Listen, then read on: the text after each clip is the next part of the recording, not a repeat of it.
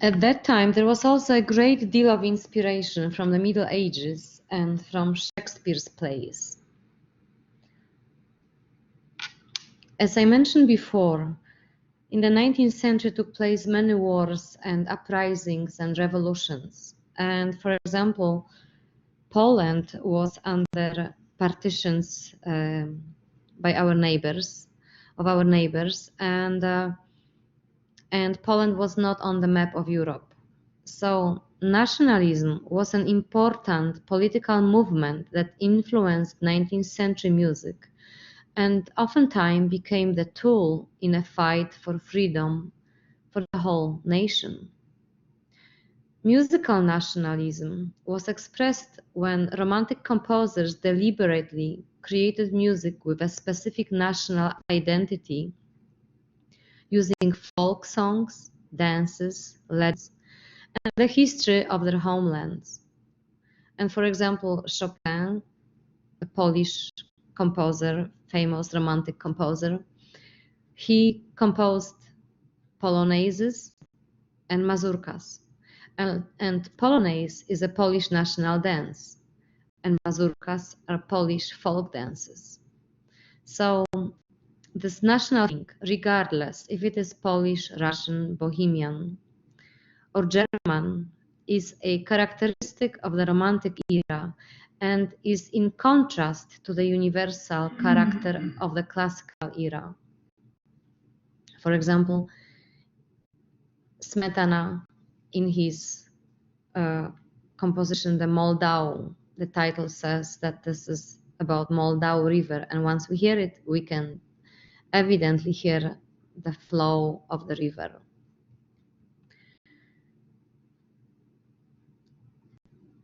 The Romantic composers also drew on colorful material from foreign lands, a trend known as musical exoticism.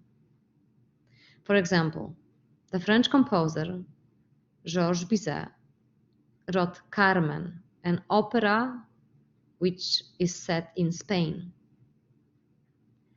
The Italian composer Puccini evoked Japan in his opera Madame Butterfly.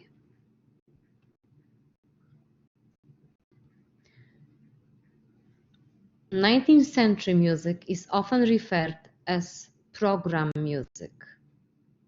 What it means is that instrumental music was related to some story, poem, idea, or situation. That's why Romantic music became titled. Unlike in earlier periods when the works of Bach or Mozart had to be catalogued, Romantic pieces have titles and programs which accompany the performance. Romantic composers recognized that the audience liked to read about the story, which inspired them to compose a particular work. They like to know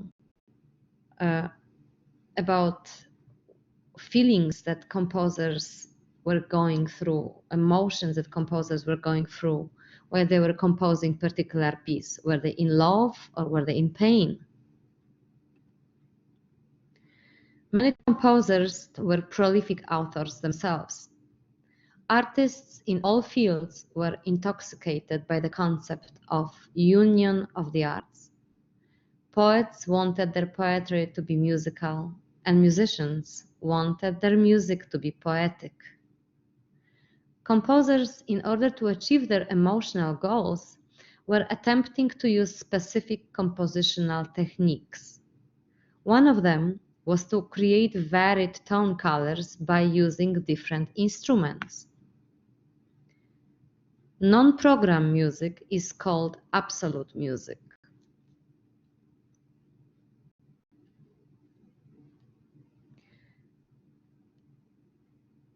Never before had timbre, tone color, been so important. The size of an orchestra grew up to 100 musicians or maybe even more. Composers were more frequently using woodwinds, brass, and percussion sections. In the brass section, trombones, tubas, horns, and trumpets became more important. In the woodwind section, composers brought a new color of sound by using contrabassoon, bass clarinet, English horn, and piccolo. And it is important to remember those instruments and to be able to recognize how they sound, because it will be one of the elements that will help you differentiate romantic music from the classical era or from other eras.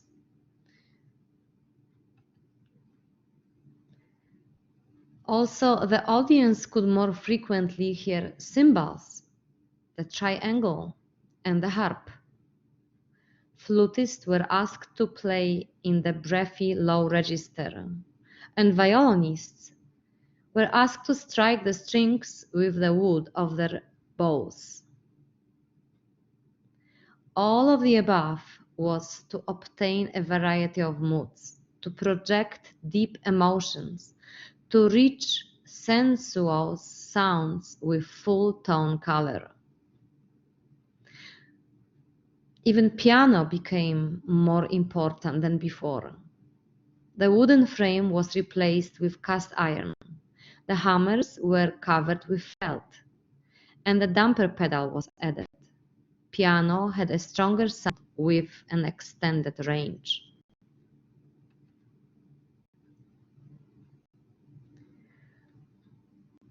Chromatic harmony.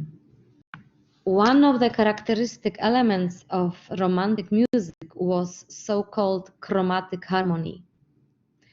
Chromatic harmony means that composers used chords built out of some notes which did not belong to the major or minor scale. We can call it home key. These notes were tones from the 12-tone chromatic scale. The use of chromatic harmonies resulted in chords that were complex and highly expressive. By using chromatic chords, composers added color and motion to romantic music. All compositional tools were serving the purpose of achieving greater emotional intensity.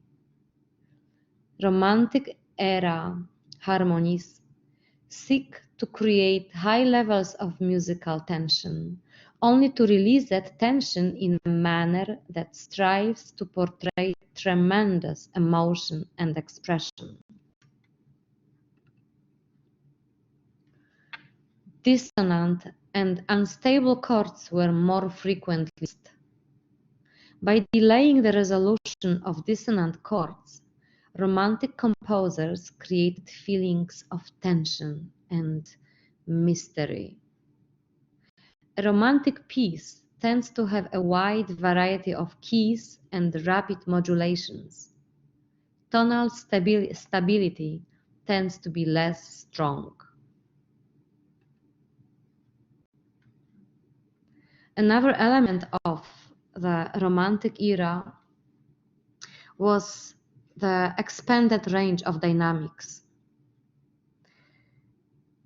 In Romantic music, we can hear a wide range of dynamics, sharp contrast between whispered and unprecedented power.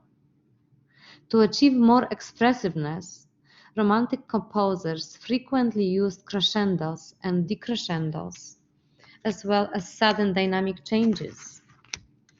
They also used extra notation, extra markings saying passionate or very fast, which in this way they wanted to make sure that the performer will perform it the closest way to the way the composer intended it to be. So they used notation like 4 times letter F and then 4 times letter piano, which means very, very soft, extremely soft. So you can see We are talking about extremes, extremes, and again extremes. The same was with the pitch. Composers added extremely high low notes. For this purpose, they used instruments like piccolo, which is able to play very, very high notes, and contrabassoon, which is able to play very low notes. It was in order to get more pronounced emotions and contrasts. They expanded the keyboard of the piano by adding strings.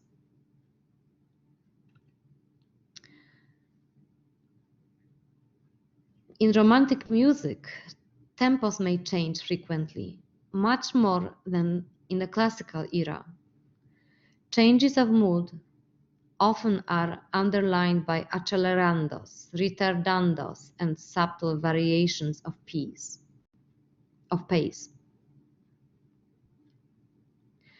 For intensity of expression, composers used rubato, the slight holding back or pressing forward of tempo. In other words, temporary disregard for strict tempo.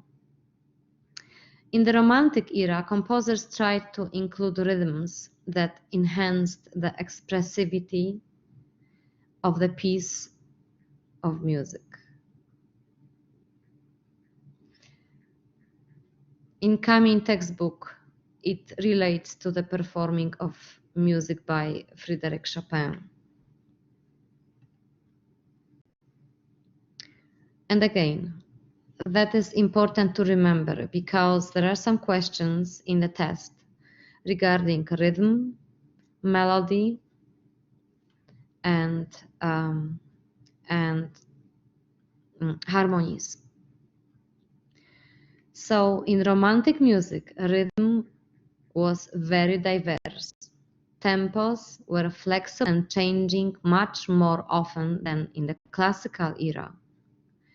There was also a new element in the interpretation called rubato, which permitted the musical phrase to slow down or expand.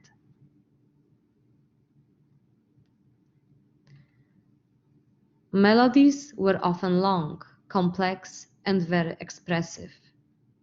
When you hear the same melody again, it gives you a feeling that it is unifying a longer work. Melodies often interpolate chromatic notes, notes that don't belong to the home key.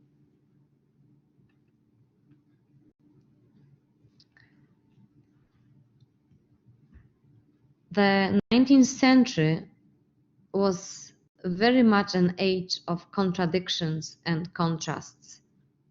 On one hand, there are miniature piano or vocal pieces by Chopin or Schubert that last just a few minutes. These pieces were intended to be performed in chamber settings.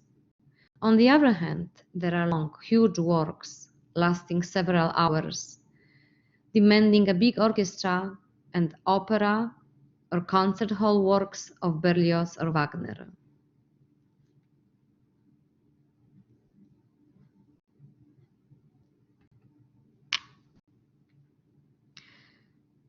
Romantic composers still compose symphonies, sonatas, string quartets, concertos, operas, and choral works, but their individual movements became longer.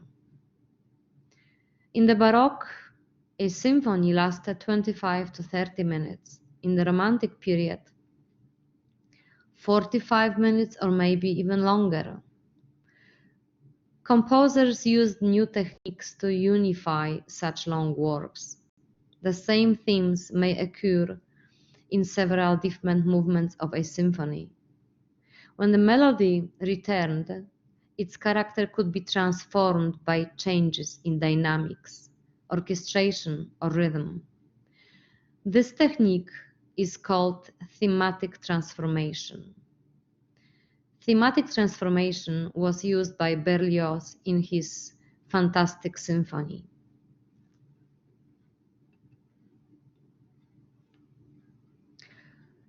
Romantic composers and their public. Beethoven was a first free artist. Bach wrote cantatas for every Sunday's Mass. Haydn was composing for Prince Esterhazy. In the Romantic period, all composers were freelance musicians outside the system of aristocratic or church patronage. Romantic composers were composing not to fulfill a commission, but rather to please their contemporaries and to be favorably viewed and judged by posterity. Often they wrote works like Wagner's opera Das Rheingold had to wait 15 years before seeing its premiere. Many composers had to have other jobs to be able to survive. Most often, they wrote reviews. The audience was middle class, whose size and prosperity had increased because of the Industrial Revolution.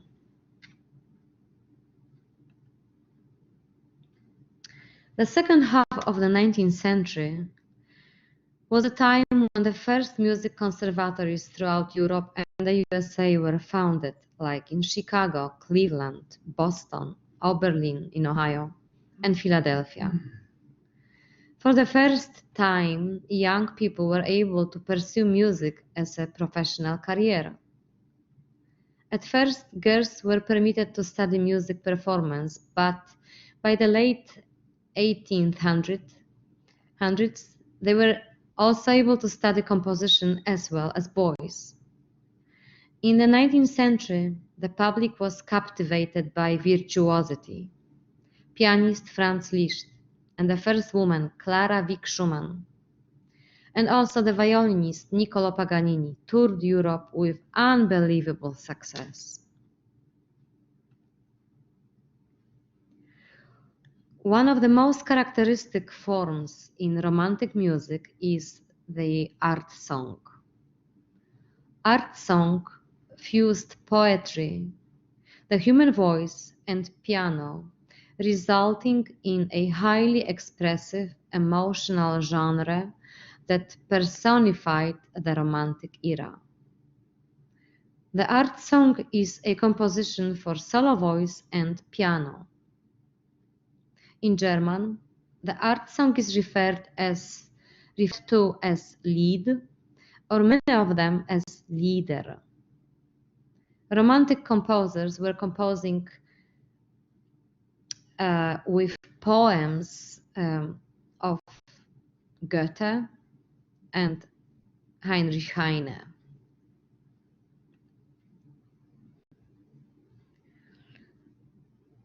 Many songs were often combined under one title. They were called song cycles. For example, Winterreise by Schubert and Dichterliebe by Schumann were and are still very popular. In song cycles, Romantic composers achieved a perfect union of music and poetry. In the art song, the interpretation is shared between voice and piano. There are strophic songs, poems made up of several stanzas. In these, the melody is repeated for each strophe, and it is easy to remember. There are also so-called through-composed songs, which means that composers wrote new music for each stanza of the poem. This technique allows reflection on a poem's changing moods.